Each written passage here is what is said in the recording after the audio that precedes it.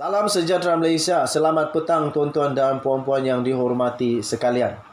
Ini berita buruk untuk Zahid Hamidi. Ini boleh jadi mimpi paling ngeri di dalam sejarah Barisan Nasional dan UMNO. Paling ngeri di dalam sepanjang sejarah Malaysia merdeka, sepanjang Malaysia demokrasi, ini mungkin mimpi paling ngeri. Sebab kenapa? Presiden UMNO kalah. Untuk kajian yang seterusnya ataupun undian seterusnya secara terbuka yang saya telah buat di dalam channel saya, hanya juga 20 jam sahaja. Seramai 8.300 responden kali ini. Wow, paling banyak ini. 692 menunjukkan tanda suka. 70 orang berikan komen yang bercampur-campur. Ada komen yang bagus, ada komen yang panas, ada komen sejuk-sejuk, ada komen yang suam-suam, macam-macam lah komen. Okey. Jadi ada 5 pilihan dan tajuk kali ini adalah di Bagan Datuk siapa menang? Di Bagan Datuk siapa menang? Kita tahu di Bagan Datuk ada seorang giant killer daripada Pakatan Harapan yang juga menjadi tentangan kepada Zahid Hamidi. Dan kita juga tahu Zahid Hamidi kali ini dia tidak pergi banyak keluar berkempen kerana dia fokus di tempat sendiri. Tak tahulah, mungkin dia takut kalah ke apakah, kita pun tidak pasti. Tetapi itulah yang terjadi. Okey, di Bagan Datuk siapa yang menang? Ada 5 pilihan. Pilihan yang pertama calon lain, pilihan kedua calon bebas, pilihan ketiga calon Perikatan Nasional. Itu pilihan ketiga Perikatan Nasional, pilihan keempat Zahid Hamidi, dan pilihan terakhir calon PH The Giant Killer. Amat mengejutkan keputusannya, tuan-tuan dan puan-puan yang dihormati sekalian. Saya bacakan daripada yang paling uncit, paling corot. 1% mengatakan calon bebas akan menang. Yo, bebas menang yo. 1% saja, minta maaf lah. Indah ada harapan kalau 1% saja. Macam mana bergulik-gulik pun ada harapan lah. Calon lain. Di tempat yang kedua tercorot, calon lain 2% saja. Ini pun macam mana bergulik-gulik pun, kalau memang 2% memang indah menang juga. Minta maaf lah. Bagi tahu sedia memang anda ada harapan lah. Okey. Dan calon ketiga, di tempat yang ketiga tercorot, calon Perikatan Nasional. Calon Perikatan Nasional hanya 8% saja. Aduh, Tok Abah. Apa jadi dengan Tok Abah? Okey, baik. 8% saja, tuan-tuan dan puan-puan yang dihormati sekalian. Dan paling mengejutkan, inilah dia. Zahid Hamidi teruk kalah dia.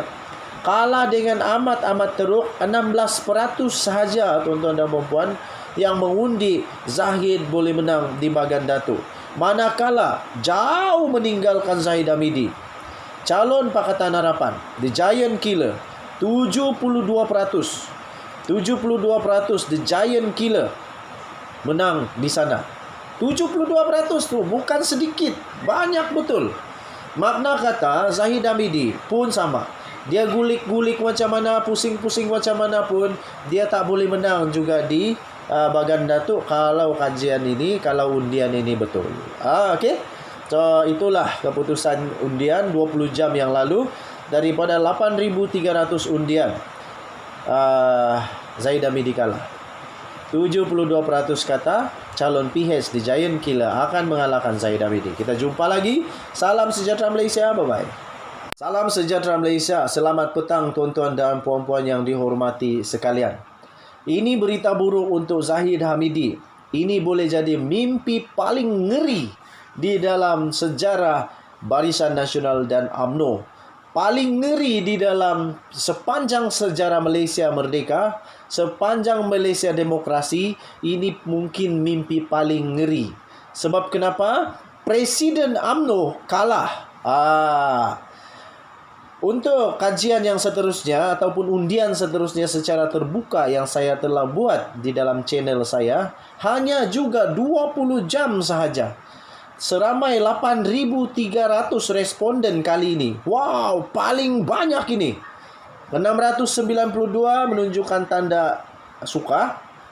70 orang berikan komen yang bercampur-campur. Ada komen yang bagus, ada komen yang panas, ada komen sejuk-sejuk, ada komen yang suam-suam, macam-macam lah komen. Okey. Jadi ada 5 pilihan dan tajuk kali ini adalah di Baganda tu siapa menang?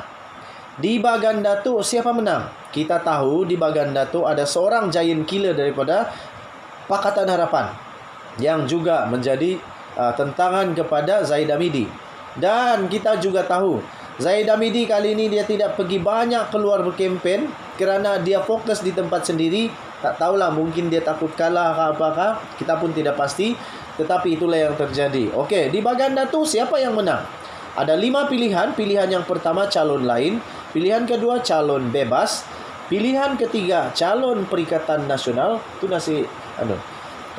pilihan ketiga Perikatan Nasional, pilihan keempat Zahid Hamidi, dan pilihan terakhir calon PH The Giant Killer. Amat mengejutkan keputusannya, tuan-tuan dan puan-puan yang dihormati sekalian. Saya bacakan daripada yang paling uncit, paling corot. 1% mengatakan calon bebas akan menang. Yo, bebas menang yo. 1% saja, minta maaf lah. Indah ada harapan kalau 1% saja. Macam mana bergulik-gulik pun ada harapan lah.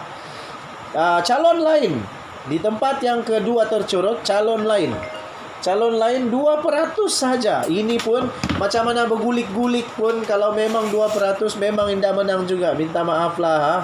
Bagi tahu sedia memang tidak ada harapan lah. Okey. Dan calon ketiga, di tempat yang ketiga tercorot, calon Perikatan Nasional. Calon Perikatan Nasional hanya 8% saja. Aduh, Tok Abah.